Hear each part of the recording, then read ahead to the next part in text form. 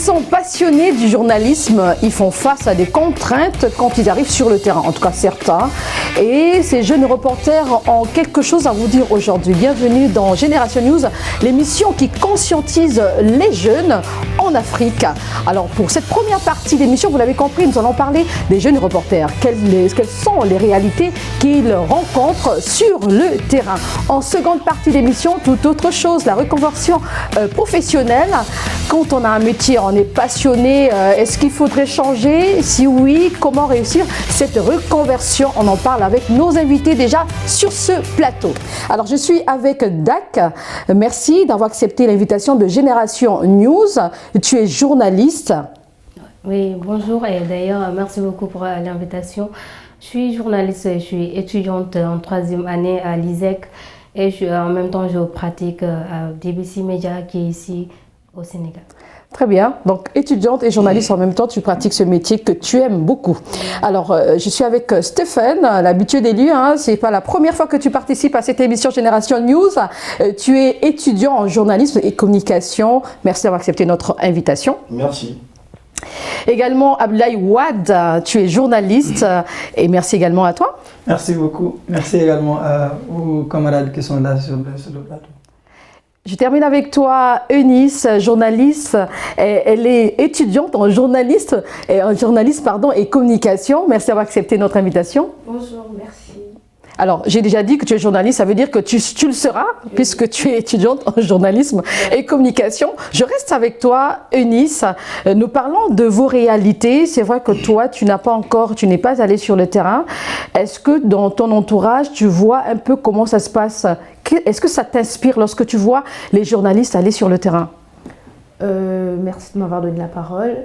Je tiens à dire que oui, ça m'inspire beaucoup de voir certains journalistes qui vont sur le terrain parce que ça permet d'être en contact avec des gens et ça permet de se sentir dans sa peau, dans ce qu'il veut faire et vraiment, je trouve ça bien.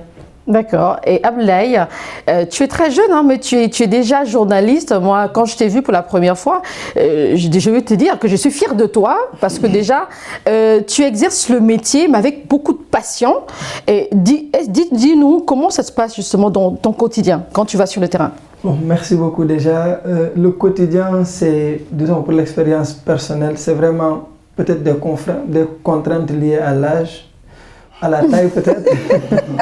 Parce que bon, je suis de la promotion sortante de l'EGICOM, mais depuis déjà l'école, j'ai commencé à fréquenter des rédactions. J'ai fait du terrain alors que j'étais encore étudiant. Mais là, souvent, actuellement, quand par exemple on est sur le terrain, je me souviens, quelqu'un a un jour dit à un caméraman, vous faites travailler des enfants. Et il me désignait avec le doigt. Et pourtant, bon, c'est peut-être des contraintes comme ça. Parfois également, c'est des choses comme ça. On est jeune reporter, on a envie de se frotter au terrain. Mais quand les gens ils nous regardent, ils nous minimisent parce que bon, ils se disent que oui, ils sont jeunes pour faire le métier de journalisme. Mais je pense que quand même c'est un défi qui tous les jours nous encourage à encore persévérer puisque ça nous permet d'utiliser des astuces, des approches pour convaincre les gens, pour les amener à nous parler. Alors, ce qu'il dit est important. Il est jeune. Quand on le voit tout de suite, on sait qu'il est jeune et parfois on vous minimise sur le terrain, mais ce n'est pas une raison d'abandonner, Stéphane? Oui, effectivement, sinon il dit c'est la réalité et parfois on n'a pas de crédibilité devant ces personnes. Mais en même temps, il faut également imposer ton charisme, il faut imposer ta manière de faire, ta manière de travailler. C'est pas facile, c'est pas avec toutes ces personnes, mais en tout cas, on essaie de trouver déjà le dit, à faire parler ces personnes parce que c'est pas évident. Quand on te voit, tu es petit. Et pour ces personnes, voilà, certainement ils étaient habitués à voir des personnes un peu plus grands et tout ça. Et quand on voit aujourd'hui la génération des journalistes qui sont de plus en plus jeunes, ben, il y a également cette réticence auprès des personnes sur le terrain. Moi, je l'ai vécu. On me dit clairement que moi, je ne peux pas t'accorder l'interview parce que tu es petit, quoi. J'ai dit, non, attention, je suis petit, mais attention. C'est quand tu appelles les invités pour une interview, un entretien, tu as du mal parce qu'ils trouvent que tu es trop jeune, mais ça se passe au téléphone normalement quand tu appelles d'abord. Non, sur le terrain, lorsque tu pars faire, par exemple, des Sur le terrain, ben, tu pars, ben, tu rencontres parfois des personnes qui, par ton âge, voilà, sont réticents. On ne peut pas savoir ton âge tout de suite, je pense que c'est d'abord l'apparence. Ouais, c'est ce que tu veux dire. Justement, l'apparence, parce que moi, j'ai une consoeur qui est un peu plus jeune que lui, et je pense que c'est tout le temps le cas pour elle. C'est tout le temps le cas pour elle. Et les gens sont très réticents à venir auprès d'elle. Et bien après, bon, il faut avoir juste des astuces, comment faire parler ces personnes. Et voilà, c'est un peu ça la magie du journaliste, parce que on trouve toujours des mots à placer pour faire parler ces personnes. D'accord, quelques contraintes. On a parlé de l'âge d'abord. Je ne sais pas si, Dak, tu partages cet avis. Est-ce que toi également, tu as le même souci? Exactement, ça m'est arrivé la même chose parce que d'habitude, moi, j'aime aller sur le terrain parce que j'aime beaucoup tout le travail qui se fait sur le terrain. Je me dis, l'expérience, tu l'as quand tu passes sur le terrain en fait. Donc une fois, je suis partie parce que c'était après notre défaite là-bas en Côte d'Ivoire. On nous a éliminés en 8e de finale. Tu parles du Sénégal? Oui. J'ai appelé beaucoup de personnes, des internationaux sénégalais, et j'ai appelé aussi 4 ou 5 journalistes sportifs que tout le monde connaît ici au Sénégal. Puisque moi, je suis, depuis 6 mois, j'exerce ce métier et je fais ma spécialité sportive. Et ils me connaissent, ils me voient tout le temps dans les conférences de presse d'Aliou Cissé. Mais quand je les ai appelés, ils m'ont dit... L'entraîneur des Lions? Oui. Et quand je les ai appelés, ils m'ont dit oui, d'accord. Quel jour? J'ai dit, bon, toi lundi, l'autre mardi. Lundi, je suis partie, il n'est pas venu. Pourquoi vous n'êtes pas venu? Il m'a dit, bon, sincèrement, je vous aime beaucoup, vous êtes brillante, mais je ne me vois pas faire mon entretien avec vous. D'ailleurs, je l'ai même dit à Stéphane, et je n'ai pas réalisé cette belle film que je vais écrire moi-même. Donc là, je suis en train de chercher d'autres personnes pour dire que quand tu es jeune, parce que moi, j'ai commencé depuis l'année dernière, depuis en deuxième année. Depuis en deuxième année, j'ai embrassé le terrain. Je suis partie couvrir des élections législatives, je suis partie couvrir des matchs locaux et beaucoup aussi de faire ce qui est agriculture et tout. Moi, je fais tout, même si mon domaine c'est... Tu es polyvalente. Oui, même si mon domaine c'est sport en fait. Donc, raison pour laquelle j'ai abandonné. Mais je n'ai pas abandonné totalement parce que j'ai appelé d'autres. J'ai pas compris. Qu'est-ce que tu as abandonné concrètement? Mon projet de réaliser une petite film sur l'échec. Un petit film, d'accord. Oui, un documentaire peut-être? Oui, exactement. L'échec du Sénégal, puisque étant champion d'Afrique, on a échoué dès les 8e de finale contre le pays organisateur. Je vais continuer en fait, mais pour dire que l'âge, c'est un handicap quelque part. Oui, l'âge est aussi ma taille parce que moi je fais les 1m65. Donc on regarde, on dit, t'es journaliste depuis quand? J'ai dit depuis 3 ans parce que depuis 3 ans j'ai fait ma première année, deuxième année, je suis déjà stagiaire, 3e année. Mais ça montre que vous êtes intelligent, vous avez commencé très tôt vos études et arriver sur le terrain, si certaines personnes vous minimisent, moi je vous dirais de ne pas vous décourager, bien au contraire, ça doit être une force pour vous. Eunice, tu écoutes ce qu'ils sont en train de dire, mais j'espère que toi-même tu n'es pas découragée. Non, je ne suis pas découragée, je ne suis jamais tombée sur ce genre de cas. Donc, mais je pense qu'avec ce qu'elle a pu dire, l'expérience, c'est le terrain. Quand tu pars sur le terrain, tu apprends. Tu pars sur le terrain, tu as plus d'enthousiasme et tout par rapport à rester sur place dans tes 4 murs. Oui, justement, l'expérience est importante. Je pense que c'est Abdoulaye qui le disait. Quand il était à l'école, il partait sur le terrain pour couvrir des événements. Ça lui a donné quand même une expérience quelque part. Et même s'il est jeune, je pense qu'il a un autre mental aujourd'hui. Il fait face à ces contraintes. Est-ce qu'il y a d'autres contraintes en dehors de l'âge? Pour moi, ma part, la difficulté véritablement que j'ai eue, c'est la langue.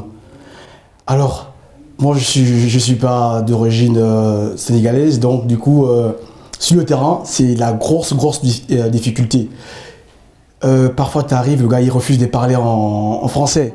Et du coup, toi, tu veux l'entendre en français. Et il y a des difficultés qui se posent. Et là encore, il faut utiliser encore des astuces pour faire parler la personne. Et d'ailleurs, je vais vous raconter une petite histoire. C'était au marché Koloban. Je faisais à Dakar, voilà. Je faisais on va dire, un reportage sur... c'était en période de chaleur. Et tellement je voulais avoir des éléments, ben, j'ai dit au gars que si tu parles en français, je te donne de l'argent. parce que je voulais avoir le français, parce que j'étais fatigué des traductions, des sous-impressions, tout ça, parce qu'en rédaction, ça va tellement vite que les confrères n'ont pas le temps parfois de te faire des sous-impressions. J'ai dit, ben, il faut absolument que je puisse avoir le français dans mon élément, ça c'est sûr. Et le gars, j'ai payé le gars pour qu'il parle en français. Il y a des gars qui font exprès, eux ils parlent effectivement français, mais il t'a dit non, écoute, moi je parle pas le français. Est-ce que c'est une bonne méthode, le fait de payer? Je crois que tout au long de ta carrière, tu vas pas le faire. Oui, bon, après... Je trouve que la solution, c'est plutôt apprendre à parler cette langue. Parce que c'est ça l'intégration. Quand tu arrives, je donne un exemple comme ça, tu arrives au Cameroun, peut-être ça parle français, il y a d'autres langues. Tu arrives au Congo, en RDC, ça parle lingala. Certainement, des gens vont pas parler en français, pas tout le monde, mais il y a des gens qui préfèrent faire des interviews dans leur langue locale. Donc en tant que journaliste, je sais que c'est pas facile aussi d'apprendre toutes les langues, mais il faudrait savoir s'intégrer. Même si tu ne parles pas la langue, essaie quand même de capter quelques mots. Moi, ça m'arrive de le faire. Quand je vais sur le terrain, je pose des questions, on me répond en Wolof, je capte quelques mots et je peux écrire mon papier. Donc c'est un conseil que je peux vous donner également. Oui? Ouais, effectivement. Après, bon, c'était dans mon début également. Mais par contre, là, comme vous le dites, c'est l'astuce, c'est-à-dire que lorsque la personne parle, je capte quelques mots, des résumés. Je commence généralement en français, parce que moi, je suis dans des médias où il y a le français et le Wolof. Donc parfois, lorsqu'on va sur le terrain, ben, je dois amener en vrai les deux versions. Et du coup, la version Wolof, bon, lorsque je commence en français, par la suite, je dis à la personne des résumés en Wolof.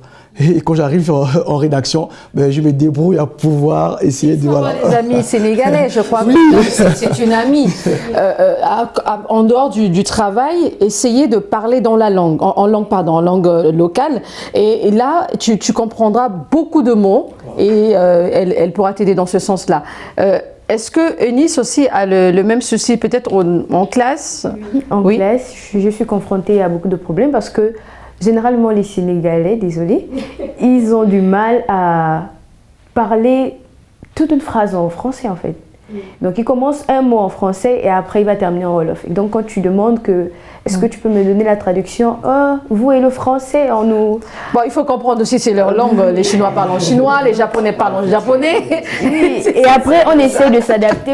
Moi ça fait 2 ans que je suis ici. Je connais quelques petits mots, j'essaie de prendre... Bon, un petit mot en Wolof, dis-nous. Nangadef. Nangadef veut dire quoi? Comment vas-tu? C'est déjà bien. Ça veut dire que même quand tu vas sur le terrain, commence par ça. Salam alaikum. Vous savez, dans un pays, en tant que journaliste, quand vous allez dans un pays, essayez d'apprendre, comme je disais tout à l'heure, même si vous ne parlez pas littéralement la langue, mais lorsque vous arrivez, que vous dites Nangadef, il se dit que vous considérez la chose, vous les aimez. Et il va accepter d'interview en français. Pourquoi? Parce que vous avez commencé par Nangadef seulement. Je pense qu'à l'école, on a eu des camarades également qui viennent d'autres pays africains. Mais souvent, quand on partait sur le terrain, dans le cadre des exercices pratiques, souvent on était dans des groupes où on a quelqu'un qui parle Wolof et quelqu'un qui, en tout cas un Sénégalais et quelqu'un peut-être qui est de notre nationalité pour permettre, en tout cas, au message de mieux passer, pour permettre également de mieux recueillir les informations. Mais je pense qu'à ce niveau, c'est un autre problème dans le cadre de notre travail en tant que reporter, puisque dans certaines rédactions, comme Stéphane l'a dit, tu fais un papier en tout cas en français et tu le fais en Wolof.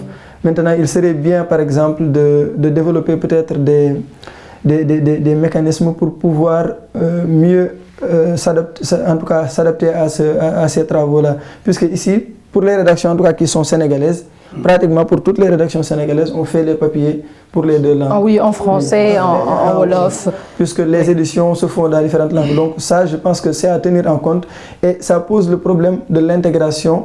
Et je pense que c'est un point essentiel qu'il faudrait essayer de trouver. Quand les étudiants ils viennent pour apprendre, on vient également pour apprendre une culture, pour s'intégrer. Je pense que c'est à intégrer dans la formation pour permettre un peu, ne serait-ce que des cours en base, en tout cas de base sur la langue.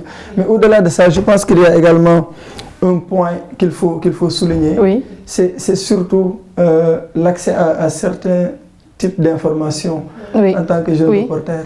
Par exemple, souvent, il y a des sujets, c'est comme si en tant que jeune reporter, on ne doit pas en parler.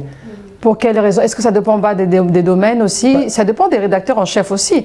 Il peut se dire que, bon, Abdoulaye, il va traiter telle information, tel domaine, mais tu ne touches pas à la politique. Ça peut être très sensible. Oui, effectivement. Est-ce que c'est le cas chez vous aussi? Stéphane, tu veux réagir? Effectivement, il y a les domaines auxquels voilà, les rédacteurs ou la rédactrice en chef, tu es jeune, donc il y a des sujets auxquels on ne peut pas te donner, ça c'est sûr, surtout en politique, c'est un secteur très sensible, facilement on peut te jeter la pierre. Et du coup, voilà, il y a des sujets qu'on ne peut pas te donner ça. Moi, je comprends. La société, tu peux traiter le sport. Tu peux, voilà, mais il y a des sujets, franchement, qui sont très sensibles et qu'on préfère protéger. Et tu es encore jeune, donc il ne faut pas tout de suite te lancer dans, voilà. Donc après, tu auras certainement des retombées dessus. Je pense que la protection également, en tant que jeune reporter de nos dévanciers, c'est aussi un élément important en rédaction. Voilà. Mais j'aimerais aussi un peu aborder notre point, c'est le fait dans le traitement de l'information. Je m'explique. Parfois, on couvre des conférences et lorsque la conférence doit normalement commencer à 11h, ben, le conférencier lui arrive peut-être à 13h. Et lorsqu'il arrive, ben, on fait d'abord, un peu comme disaient nos frères ivoiriens, on les aide à la cour. On salue les personnes avant de passer à l'information. Et du coup, nous, les journalistes, le temps de traiter de l'information, il ne se doit pas se jeter. Je pense également, c'est ça, également la magie du journalisme. Techniques, c'est vrai que le conférencier peut arriver en retard, mais lorsqu'il fait son discours, tu écoutes. Et tu commences à noter, parce qu'il ne faudrait pas attendre la fin de la rencontre pour commencer à écrire son texte. Vous allez retarder, justement, l'élément va passer à quelle heure? Est-ce que toi aussi, Dak, oui? C'est digital, tu peux, quand tu le parles, tu écris et tu envoies directement, comme moi je fais. Quand je pars quelque part, quand quelqu'un dit soit un ministre, soit un député, j'écris en même temps. Et j'envoie en même temps. Mais dans le cas où tu dois poser la voix, je pense que c'est ce que Stéphane est en train de dire. Il y a les monteurs également qui t'attendent, qui doivent rentrer. Du coup, mais il faudrait anticiper, parce que le monteur, lui, qu'est-ce qu'il attend? C'est que tu puisses poser la voix. Effectivement, donc c'est à toi d'anticiper. Quand tu es en train de suivre le discours, tu écoutes le discours du conférencier, du ministre, je ne sais, peut-être une autre personne, mais tu anticipes, tu écris. Dès que tu arrives à la rédaction, tu poses la voix. Bien entendu, il faudrait envoyer d'abord le papier chez le rédacteur en chef. Ouais, c'est ça, voilà. C'est sûr. Il y a une personne qui écrit, qui envoie. Pour corriger après. Parce qu'il y a des rédacteurs en chef qui ne laissent jamais un jeune journaliste écrire son papier, enregistrer et laisser passer comme ça. Forcément, ils vont dire, je vais changer ceci, je vais changer cela, alors que, sincèrement, ils ne sont pas mieux que la jeune journaliste, je dis. Il reste ton chef hiérarchique et il faudrait justement respecter ça, parce que c'est pourquoi il y a la ligne éditoriale. Peut-être que tu peux déborder. Ça ne veut pas dire que ton texte, tu as mal écrit ou les fautes, mais il y a la déontologie qui est là, il y a la ligne éditoriale. Si la chaîne ne veut pas que vous puissiez toucher un certain point politique, mais tu ne le feras pas. Et le rédacteur en chef est mieux placé pour te le dire. Maintenant, quand tu mets du temps dans un organe de presse, tu sais comment ça se passe. Il y a des choses que tu vas éviter, n'est-ce pas, Abdoulaye? Je pense que l'idée, c'est vraiment, en tout cas, de se référer aux journalistes qui sont plus expérimentés. Moi, quand j'étais en stage, mon premier stage, en tout cas, à un moment donné, je me posais toujours ces questions. Je me disais, mais finalement, qu'est-ce que je fais? Parce qu'à chaque fois, quand j'écrivais, j'envoie. Ça fait mal, quelque part. Oui, je vois que c'est complètement changé. Bon, finalement, je me disais, je me mettais en cause. Je me disais, bon, j'écris mal ou qu'est-ce qu'il y a? Bon, après, c'est après que j'ai pris le temps de revoir toutes les corrections qu'on me renvoyait et de revoir mes textes. Et avec humilité, j'ai pu reconnaître qu'il y a énormément de choses, je me surestimais en fait. Et après, un jour, j'en ai parlé avec mon rédacteur en chef, c'était Khalifa Diakhaté, il était à ITV, j'en ai parlé avec lui.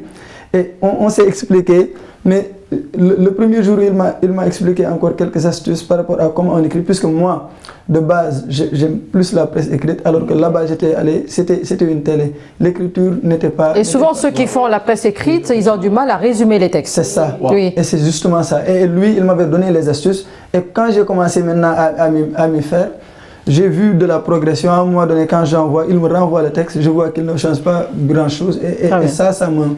Voilà quoi, ça te réconforte un peu. Et Eunice, c'est vrai que tu ne vas pas sur le terrain, mais dans votre école, est-ce que vous faites quand même des cas pratiques? Non, on n'a pas encore commencé. Mais je veux parler de hier. Je suis allée déposer un dossier pour le stage. Et là, le monsieur Diédou, il m'a dit qu'il fallait commencer par la rédaction. La presse écrite, désolé. Par la presse écrite. Et il me disait que pour mieux avancer, pour mieux évoluer, il faut regarder des anciens exemplaires. Et avec ça, essayer de voir quand je vais commencer et tout. Et je lui ai dit que, mais est-ce que c'est pas possible que vous me donnez déjà tout un truc fait et puis je vais juste, il m'a dit non, il faut d'abord faire toi-même et après on va essayer de... Et pour le traitement de l'information, c'est vraiment capital aussi. Il y a des journalistes qui se contentent, ils vont sur les réseaux sociaux, après ils écrivent leurs textes, mais tu sens nettement qu'il n'y a pas de rigueur, il n'y a pas assez de rigueur. Qu'est-ce que tu en penses justement, Dak? Je pense que c'est être déjà paresseux de copier et de coller. Ce que j'aime, c'est écrire mes propres mots, les écrire et laisser les personnes lire. Et quand c'est pas bon, on me dit ce que tu as fait, c'est pas bon. Moi, d'habitude, quand on me corrige, je suis pas énervée. Mais quand j'écris de 8h à 13h et que j'arrive et qu'on me dit que c'est pas bon, là, vraiment, je m'énerve vraiment. Mais quand j'écris et que la personne il vient et me dit tu peux changer avant de terminer, là, je change tout. Je recommence à zéro. Vous savez, copier-coller, moi, j'ai jamais aimé. Même les titres d'émissions.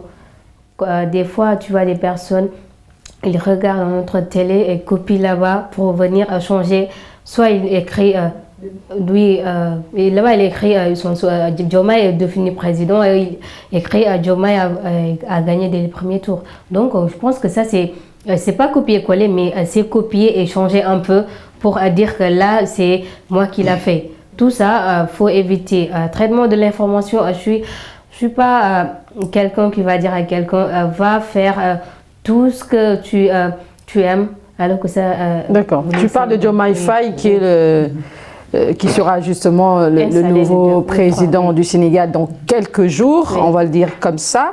Est-ce que tu as couvert justement l'élection présidentielle dernièrement? Bon, pour l'élection présidentielle, j'ai pas été sur le terrain. J'ai travaillé en amont sur des reportages quand l'élection approchait, mais le jour du scrutin, j'ai pas été sur le terrain en tant que journaliste.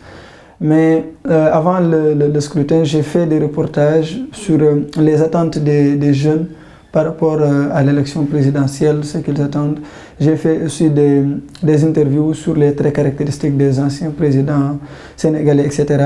Mais lorsque je faisais le reportage sur les attentes des jeunes, à un moment donné, je suis allé à la préfecture en banlieue, à Yeumbeul, pour demander à des jeunes qui aidaient la préfecture à la préparation de l'élection, pour leur demander un peu à eux ce qu'ils faisaient là-bas et leurs attentes. Mais j'ai remarqué que, par exemple, il y a certains parmi eux qui ne me prenaient pas au sérieux peut-être. Toujours oui. À cause de ton âge peut-être, ou bien ton apparence on va dire. Oui, peut-être ils se disent, bon, est-ce que vraiment ce gars-là, oui, il est journaliste. mais après je pense que, bon, après c'est comme je dis tantôt, c'est un défi qui t'est lancé pour te permettre maintenant de... J'aimerais bien que tu puisses réagir toi également, on t'a vu sur les réseaux sociaux, tu étais sur le terrain, comment ça s'est passé cette couverture? Bon, pour le cas du Sénégal, ça s'est très bien passé. Et d'ailleurs, j'ai vraiment apprécié. Ça s'est passé dans le calme, dans la sérénité. Nous avons couvert 2 ou 3 bureaux de vote.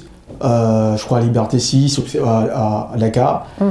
Et pour moi, c'était, on va dire, une expérience inoubliable. Parce qu'en vrai, je n'avais jamais vécu cette expérience. D'ailleurs, j'ai titré sur mes réseaux sociaux. Mais j'ai vu certainement les plus beaux moments de ma carrière journalistique parce que en vrai on t'appelle, tu dois donner l'information à temps et en heure et ça c'était extraordinaire en tant que journaliste. Toi tu as fait la même chose également, de quelle heure à quelle heure et quelles ont été les contraintes que tu as fait face? Déjà on est en mois de Ramadan, il faut savoir, on a jeûné donc forcément je suis fatiguée, mais moi j'étais là où a voté le candidat de la majorité qui est Amadouba qui a été battu. Et là-bas, il y a beaucoup de problèmes parce que dispositif sécuritaire, il y avait beaucoup. Parce que c'est lui le candidat de la majorité, il faut aussi le savoir. Et qu'il y avait des jeunes qui étaient là-bas qui n'attendaient que lui pour créer le non contraire, quoi. Sonko et autre chose. D'ailleurs, il y en a même eu, mais j'étais là-bas de 8h jusqu'à 17h. Je ne suis pas attendue qu'à 18h, on a donné les premières tendances. Mais moi, je n'ai pas attendu puisque j'étais fatiguée et en même temps, de 18h, je devais partir pour m'installer et faire mon édition spéciale. Donc, je suis partie et laissé là-bas une autre consort. Mais en tout cas, il y a beaucoup de problèmes. D'accord. Oui. Beaucoup de contraintes auxquelles vous avez fait face. Oui. Mais je vous encourage dans ce métier, dans ce beau métier. Restez passionné, surtout ne changez pas. Mais ça dépend de votre objectif. Hein. C'est comme les personnes qui nous suivent. Si vous voulez changer de métier, restez avec nous. Nous avons quelque chose à vous dire et c'est tout de suite.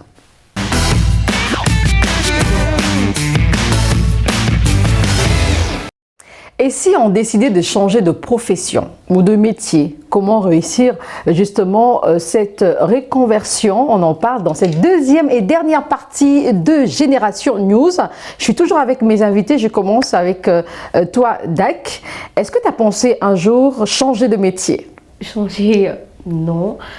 J'ai jamais pensé quand même à être de l'autre côté. Mais si jamais j'allais changer de métier, je pense que j'allais devenir gendarme. Quoi.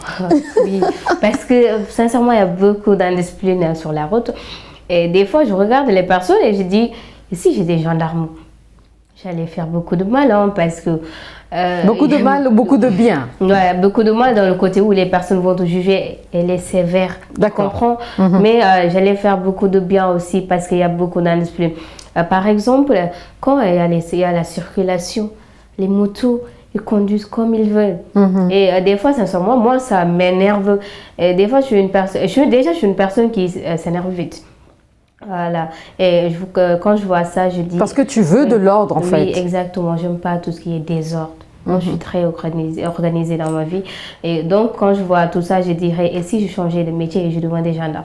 Et si j'étais gendarme, et surtout, j'allais être gendarme de circulation. Hein. Je n'allais même pas rester là-bas au bureau. Mais bon, déjà, encore une fois, contrainte, je fais un même 165. Est-ce que D'accord. Est-ce que la reconversion, c'est par rapport à ce qu'on veut, comme elle disait tout à l'heure, mettre de l'ordre, ou bien c'est beaucoup plus l'argent, on veut gagner plus? Stéphane? Oui, ça peut être également l'argent, ça peut également être d'autres choses, ça peut être par curiosité, une mission. Oui. Par curiosité, on veut découvrir d'autres horizons. Voilà, il y a plusieurs raisons qui peuvent faire en sorte qu'on peut changer de métier.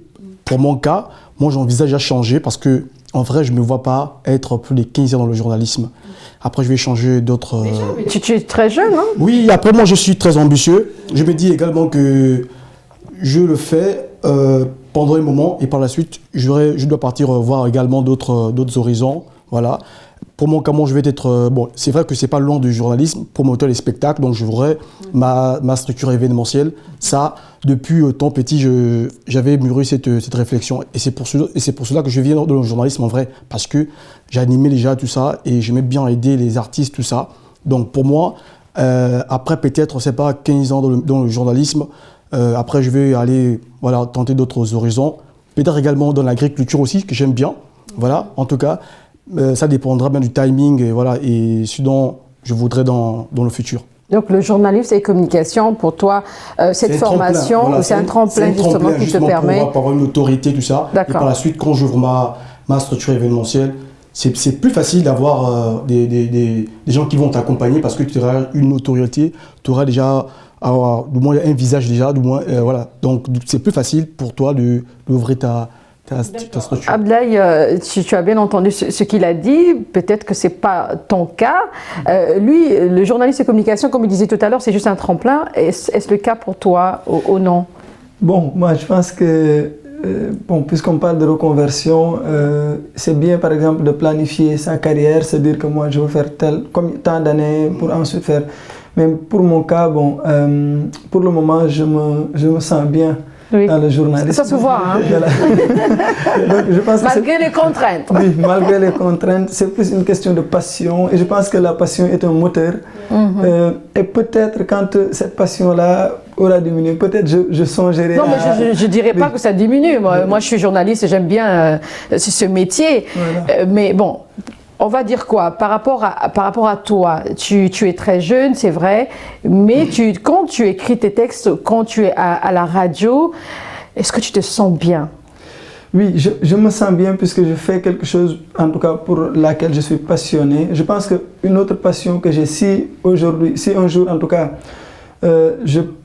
je passerai peut-être à autre chose, ce serait vers l'enseignement. Je suis très passionné par l'enseignement. D'ailleurs, les week-ends, je donne des cours d'anglais et de français souvent aux collégiens, d'anglais aussi aux collégiens comme à des professionnels. Mais je le fais avec beaucoup de passion également. Mais de Est-ce base, que justement, c'est le fait de transmettre le savoir, oui. c'est ça qui te passionne? Oui, je pense que ça, j'ai une passion pour ça. Et même dans le journalisme que je suis en train de faire, souvent je pense à concrétiser ça un peu. C'est pourquoi je découvre souvent des formes de journalisme comme le journalisme de solution, le JOSO ou encore d'autres types de fact-checking qui peut-être permettent aux gens d'en savoir plus. Et ça, c'est peut-être dû à cette passion-là que j'ai pour l'enseignement, pour la transmission du savoir. D'accord. Eunice, tu nous disais avant de commencer cette deuxième partie que tu as une structure que tu as mise en place. C'est quoi exactement? Qu'est-ce que tu fais concrètement? Je fais dans la vente des produits cosmétiques. Généralement, c'est fabriqué en France et vendu en Afrique. Mais en ce moment, c'est vendu dans 2 pays d'abord, le Sénégal et le Gabon. Est-ce que tu es gabonaise? Oui, je suis gabonaise, 100%. D'accord. On salue tous les Gabonais. Si on voulait parler de la reconversion, moi, j'aimerais rebondir sur un point. C'est pas le journalisme, c'est quelque chose que ma mère m'a imposé de faire. Mais bien avant ça, je voulais être hôtesse de l'air. Et après, on m'a mis beaucoup de choses dans la tête, les crashs, les risques de métier et tout ça. Donc je me suis dit que pourquoi pas faire un truc que ma mère veut. Donc je me suis lancée dans ça, mais je ne pense pas que je vais finir dans ça veut dire que toi, tu n'es pas passionnée du journalisme. Peut-être au bout de quelques années, tu peux changer de métier, c'est cela? Oui. Alors, comment ça se passe déjà pour tes produits là? Est-ce que c'est parce que tu veux devenir, tu es déjà entrepreneur, tu veux continuer dans ce sens-là ou pas? Oui, je veux continuer dans ce sens parce que je cherche beaucoup de contacts qui font dans ça pour me lancer, avoir des boutiques un peu partout dans le monde. Donc, je veux être fan. Elle est très ambitieuse comme Stéphane, c'est très bien. Et tu disais également que tu as fait des études au Maroc. Oui, j'ai fait Et tu travaillais dans un centre d'appel. Oui, j'ai fait des études en management, option marketing à Ismaji, à Rabat. Et j'ai travaillé en tant que téléconseillère dans une structure de la place. Et vraiment, l'expérience m'a beaucoup aidée. D'accord. Alors déjà là, on ne parlera pas de reconversion. Est-ce que pour toi, c'était pour avoir un peu de sous? Oui, c'était pour avoir de sous parce que franchement, la vie n'est pas facile. Hein. Il faut se battre tous les jours. Oui, Stéphane veut réagir. Oui, mais la difficulté, que beaucoup de gens rencontrent, c'est par rapport, vous l'avez dit, c'est par rapport, on va dire, aux sous. Généralement, lorsque on n'arrive pas, on va dire, à arrondir ses fins de mois, beaucoup de personnes préfèrent changer de métier, peut-être pour avoir peut-être d'autres opportunités. Et généralement, c'est un peu ça. Mais à côté de ça, il y a aussi des personnes qui veulent, on va dire, découvrir, être curieux, voir effectivement qu'est-ce que ça peut m'apporter. Exemple, elle parlait exemple au test d'air, il y a des gens qui aiment bien, voilà, qui aiment être dans les airs, tout ça. Par curiosité également, donc c'est tous ces éléments qui font en sorte que plusieurs personnes parfois s'y reconvertissent. Mais quelque part aussi, c'est question de passion, hein, parce que même quand les gens te présentent les risques, mais quand tu es passionné, tu vas aller jusqu'au bout. C'est pas ce qu'elle a fait elle, peut-être qu'elle était très jeune, mais il y a des gens qui s'accrochent à leur projet, à leur vision, et qui atteignent leur objectif. C'est pas ton cas. Là, quand tu la vois, en tout cas moi, quand je vois quelqu'un de très déterminé, ça sera très difficile de te détourner de ton objectif. Oui, exactement, parce que depuis je pense que c'est depuis mes 5 ans, on m'appelait déjà Madame la journaliste parce que j'amenais les informations. D'habitude, je restais à la maison. Des fois, je dis, aujourd'hui, on va faire ceci, on va faire cela. On me dit, tu as un esprit de manager. Et déjà, là où je suis actuellement, on me dit la même chose. Même si je fais des reportages, je suis des fois présentatrice, des fois aussi, j'amène des solutions. Je me dis, aujourd'hui, on va faire ceci, on va partir ici, on va aller chercher tel joueur, telle famille. Et comme ça, je me dis que personne ne peut me détourner de ce que j'aime. J'aime le journalisme, particulièrement le sport. Donc, je me dis que je ne me sens pas voilà, dans le sens contraire, être autre chose. Être professeur, être... d'ailleurs... tout à l'heure, tu disais que tu peux faire aussi de l'agriculture, c'est ce que tu as dit. Oui, j'ai déjà présenté des émissions où on parlait d'agriculture. Ah, d'accord. Oui, et j'ai aimé aussi tout ce qui est vert, j'aime. D'accord. C'est la nature et normalement tout le monde devait aimer. Verte. Voilà, tout le monde devait aimer. Et maintenant, moi, je me dis sincèrement, je dirais, quand je ne fais pas de journalisme, bon, je pense que je vais être à la maison, rester, parce que c'est ce que j'aime. Et comme toujours, comme je le dis tout le temps, il n'y a que l'ambition qui peut amener loin la personne. Moi, je suis ambitieuse. Donc, je me dis qu'à chaque fois, les personnes disent, est-ce que je vais réussir? Moi, je dis jamais, est-ce que... Moi, je dis, je vais réussir à tout prix. Et donc... J'aime bien son état d'esprit. Oui. Vous êtes d'accord avec moi? Effectivement. Bon, parce que je vois des personnes... moi, même si je suis jeune, j'encadre des jeunes aussi. Déjà? Oui, à la maison, qui sont en terminale, seconde. Pour eux, ils veulent faire une formation en journalisme. Donc, ils viennent à la maison et je leur parle. Donc, il y a une fois, mon petit frère m'a dit, est-ce que je vais réussir en tant que journaliste économique? J'ai dit, arrête de dire est-ce que, et je dis, je vais réussir. Moi, en tout cas, depuis tout début, j'ai dit, je vais réussir. Raison pour laquelle aujourd'hui, j'exerce, je suis journaliste, je suis étudiante, mais aussi, j'ai d'autres activités. Oui, d'accord, donc tu diras la même chose aussi pour quelqu'un qui veut changer de métier, puisque le sujet concerne justement la reconversion. Ablaye Wade, j'aime bien ton nom, hein? Ablaye Wade. Alors, est-ce que tu peux donner un conseil à quelqu'un qui décide, qui veut vraiment changer de métier? Oui, en tout cas, quand une personne décide de changer de métier, peu importe peut-être les raisons qui peuvent le pousser à vouloir changer de métier, il faut suivre en tout cas sa passion. Parce que quand on fait quelque chose pour laquelle on n'est pas passionné, on se ronge petit à petit. Donc quand le métier que l'on est en train de pratiquer ne semble pas en tout cas converger vers le sens de nos aspirations, de nos rêves, n'est-ce pas? Il est bien de changer. Et le conseil, c'est vraiment de ne pas avoir peur du changement. Puisque quand on a peur de changer, c'est comme ce que disait l'autre, tant que tu ne prends pas le risque, tout ce qui peut en tout cas être garanti, c'est que rien ne va changer. Il faut d'abord oser. Il faut quand même essayer. C'est ça, il faut essayer. Et moi personnellement, quand j'étais en seconde, moi, quand j'ai eu le BFM, j'ai demandé à être orienté au lycée Seydina Limamou Laye pour faire la série T. Et en série T, on fait technique. Donc j'ai fait là-bas 1 an, mais quand je suis venu, les conditions que j'ai trouvées ne m'ont pas plu, puisque moi je m'imaginais être un ingénieur en électrotechnique, etc., électromécanique. Mais là-bas, on travaille avec nos mains, on utilise nos propres mains pour faire du graissage, on utilise nos mains pour manipuler des outils électriques. Je ne me sentais pas et puis j'ai osé quand même changer carrément d'orientation. J'ai pris du temps, je me suis fait une orientation et actuellement, je n'ai pas regretté.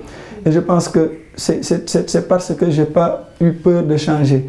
Et quand on décide de changer, les gens ils vont venir, ils vont dire, ok, tu vas prendre des risques, il y a également des idées qui te seront données, mais toi, ce que tu dois faire, c'est vraiment t'assurer que c'est sur quoi tu vas t'agripper et sûr, et tu essaies de mettre les chances de ton côté et puis bon, se reconvertir. Alors, il y a aussi un autre point, hein. Il y a des personnes aujourd'hui, elles sont très passionnées. Je donne un exemple d'un couple. Hein, une dame qui est très passionnée de son métier, mais son mari est muté quelque part. Est-ce que cette dame qui va arriver dans un autre pays, peut-être qu'elle va changer de métier? Qu'est-ce que tu peux donner comme conseil à cette dernière? Bon, pour moi, je dirais déjà, c'est faire former déjà, c'est la base, c'est bon, le minimum, et c'est faire également encadrer. Parce que lorsqu'on part dans d'autres métiers, ben, il faut d'abord avoir des rudiments de ce métier. Et là, ça passe par la formation. Donc, il faut déjà penser à se faire former d'abord. Ça peut être sur le tas, ça peut être dans une école, bref. Et également, se faire encadrer certainement par des gens qui sont dans le métier. Et aussi être à l'écoute, on va dire, de se faire coacher, voilà, par des personnes pour essayer de te reconvertir. Parce que la reconversion n'est pas autant facile comme on le pense, parce qu'on part dans de nouvelles choses, il faut apprendre beaucoup de choses et ça peut prendre du temps. Oui. Et c'est pourquoi, je disais tout à l'heure qu'il faut, lorsqu'on veut se convertir à un métier, il faut le penser plutôt pour moi. Il faut déjà avoir cette vision. Est-ce que, au but de peut-être... L'affectation peut arriver comme ça. Hein. On affecte votre mari et vous serez obligé d'être aux côtés de votre mari. Bon, je ne parle pas de vous, mais je parle de façon générale. Arriver, par exemple, dans ce pays-là, il n'y a pas votre métier, vous êtes obligé de vous y adapter. Oui, il faut se former, voilà, il faut se former, il faut apprendre, il faut accepter d'être coaché, soit par son épouse, peut-être qui est déjà dans ce métier, ou par d'autres personnes. Voilà, c'est simplement ça. C'est également ça aussi, les contraintes de la vie. Parfois, on est contraint de ces différentes situations qui font en sorte que, malgré notre formation, malgré notre expertise quelque part, ben, on est obligé d'échanger parce que... L'aspect de la formation est important. Est-ce qu'il y a d'autres aspects aussi pour la reconversion, en dehors de ce qu'il a dit, qui est déjà pertinent? Il faudrait mettre l'accent sur cette formation-là. Est-ce qu'il y a autre chose? Essentiel déjà, mais aussi il faut s'habituer au lire déjà. Quand tu es au Sénégal et que 2 ans, 3 ans, tu te retrouves au Gabon, et là, il faut apprendre le lire, apprendre l'environnement où tu es. Et là, si tu l'as bien, comment dirais-je encore, si tu l'as bien mémorisé, si tu as bien fait l'étude. Oui, si tu te sens bien là-bas, là, je me dirais qu'après, ça vient tout ce qui est formation, mais aussi la passion. Même si aujourd'hui, tu es journaliste, demain, tu veux être animateur, demain, tu veux être hôtesse de l'air comme elle. Déjà, il y a la passion. Les personnes, des fois, pourquoi ils changent de métier? Parce qu'ils sont motivés par l'argent. Il faut aussi le dire. Est-ce que c'est mauvais être motivé par l'argent? Pas à 100%. Hein. Pas à 100%. Mais en tout cas, être motivé, il ne faut pas être motivé à 100% par l'argent. Il faut être motivé par la passion aussi. Parce que quand on est passionné de quelque chose, même si on est au bout du monde, on va le faire. Hein. D'accord. Voilà. C'est d'abord la passion avant l'argent. Oui, exactement. Parce que la passion donne l'argent. Exactement, c'est ça. Exactement. C'est ça.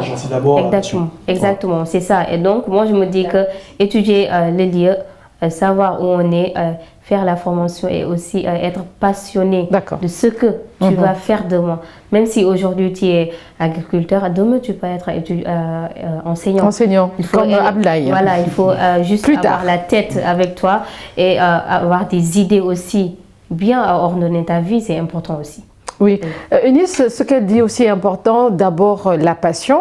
Je ne sais pas si c'est ton cas aussi. Est-ce que tu partages la vie? D'abord la passion, l'argent vient en second.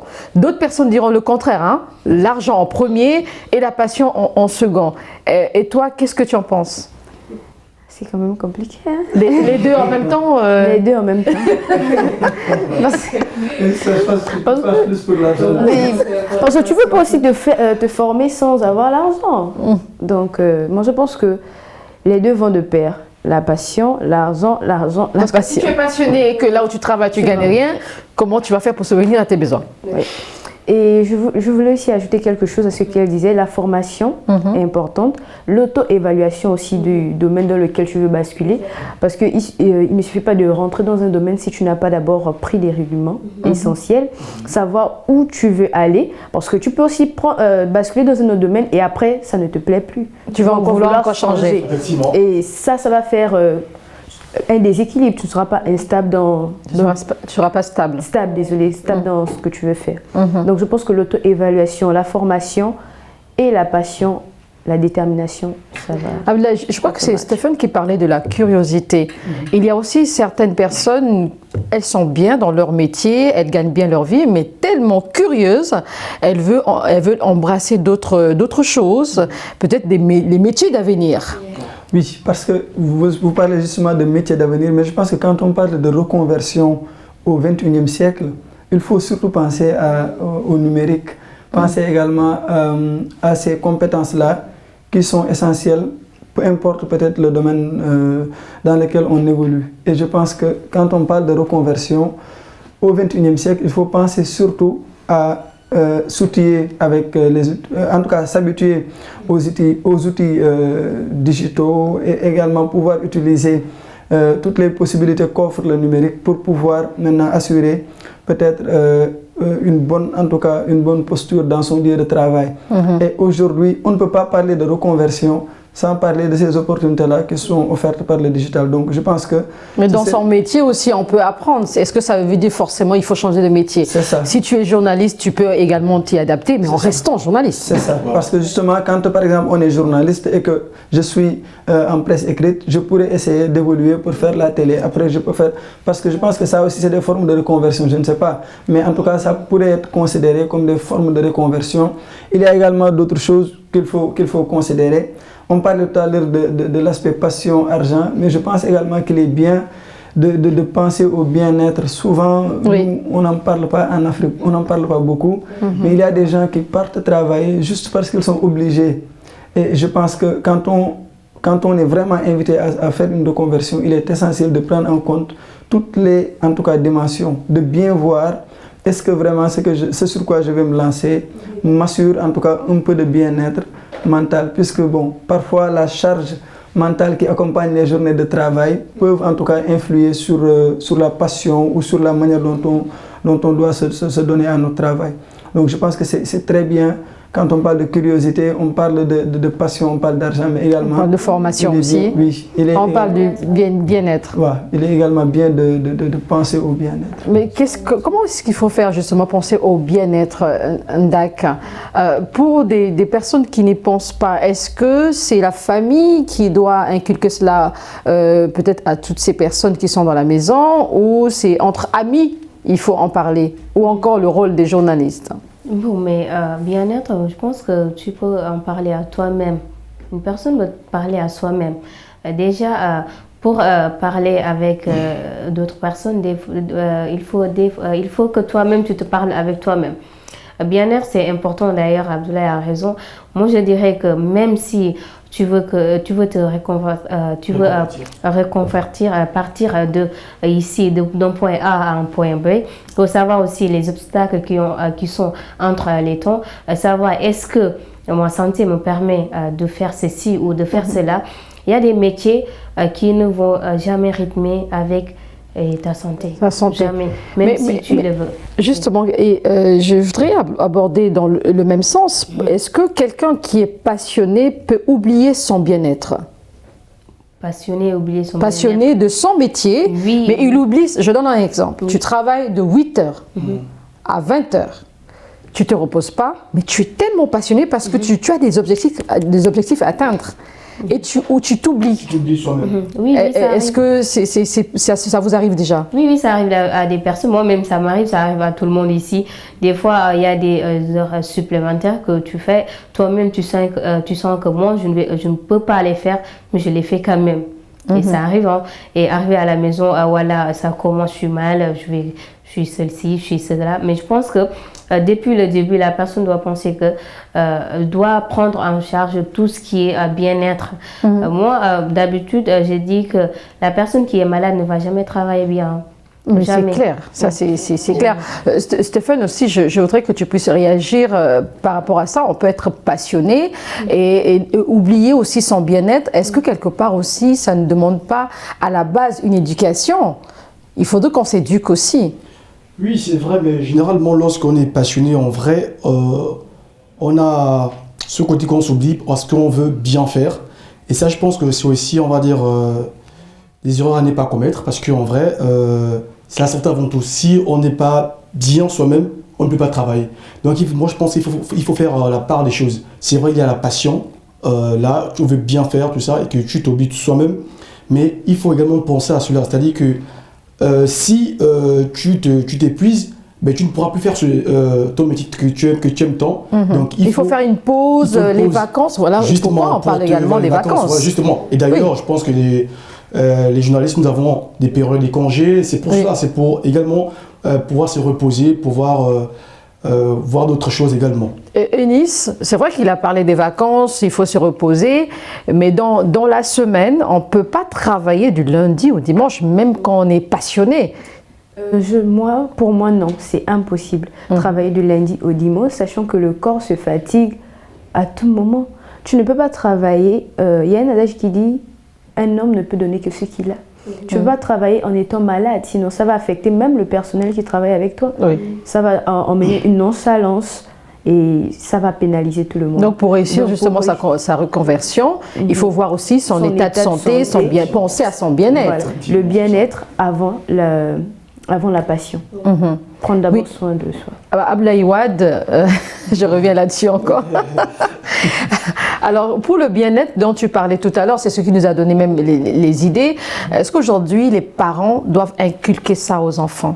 Bien sûr, je pense que c'est très important quand on est enfant, déjà de recevoir ces informations-là, comme quoi on peut choisir un métier, mais il est possible de se reconvertir, mais qu'il faut tenir en compte du fait que quand moi je change de métier, je dois progresser. C'est-à-dire que je ne dois pas me reconvertir pour aller vers quelque chose de pire. Donc ça, c'est quelque chose d'important. Et je pense que quand on est enfant, il est bien déjà d'être informé des possibilités qu'offre le monde du travail, mais surtout des possibilités qui collent justement à ta personnalité, à tes rêves. Et là, je pense que les parents doivent être très vigilants quand ils ont leurs enfants, essayer de leur montrer, essayer en tout cas de leur inculquer une ambition très élevée qui puisse leur conduire à faire de bons choix professionnels. À faire de bons choix. Donc c'est possible justement de changer de métier, mais il faut penser à son bien-être, à la formation aussi, hein. On en a parlé. Vous êtes très jeune, mais il y a eu beaucoup de conseils. Alors on fait confiance à la jeunesse africaine. J'espère que vous allez revenir une prochaine fois dans Génération News. C'est la fin de cette émission. Merci Eunice d'avoir répondu à nos questions. Merci, c'était magnifique. Merci Ablaye. Merci beaucoup et merci aux camarades également. Merci aux téléspectateurs. Stéphane, merci d'avoir répondu à nos questions. Merci et salut à un frère Ibika Production et Ali Gay, journaliste et confrère. Merci Dak d'avoir accepté l'invitation de Génération News. Déjà, c'est moi qui vous remercie. Merci beaucoup à vous aussi. Merci beaucoup aux téléspectateurs qui nous ont suivis depuis le début. Merci. Et c'est la fin de cette émission. Vous l'avez compris, on se retrouve très bientôt sur Média et surtout prenez soin de vous et des autres.